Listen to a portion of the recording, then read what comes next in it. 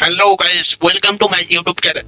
আজকে আমরা দেখাবো আপনি কিভাবে চেক করবেন আপনার ল্যাপটপের ডিসপ্লেতে ইন্টিগ্রেটেড গ্রাফিক্স যেমন ইন্টেল ইউএসডি গ্রাফিক্স নাকি ডেডিকেটেড জিপিইউ যেমন এনভিডিয়া আরটিএক্স জিপিইউতে চলছে। তো চলুন শুরু করা যাক আজকের ভিডিও।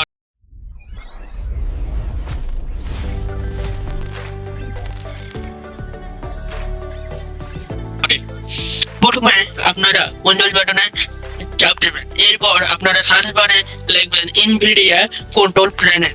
আমি আগে সার্চ করেছিলাম, এই কারণে রিসার্চ অপশনে চলে এসেছে। এরপরে ম্যানেজ 3D সেটিংসে ক্লিক দিবেন, দেন তারপর এখানে আপনার ডিফল্ট অবস্থাতে অটো সিলেক্ট করা থাকবে। আপনি হাই পারফরমেন্স এনভিডিয়া প্রসেসরে সিলেক্ট করে দিবেন, দেন অ্যাপ্লাই এ ক্লিক দিবেন।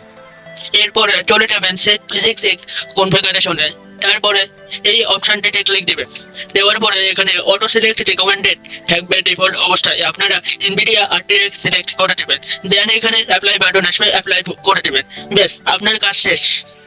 এরপরে আপনার ল্যাপটপটি স্টার্ট করে নেবেন। তো আজকের ভিডিওটি এই পর্যন্ত, দেখা হবে আবারও পরের ভিডিওতে।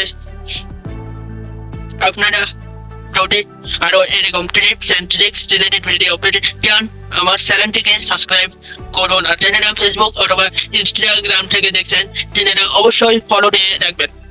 তো আজকের ভিডিওটি এই পর্যন্ত, দেখা হবে অন্য কোনো টপিকে পরবর্তী ভিডিওতে।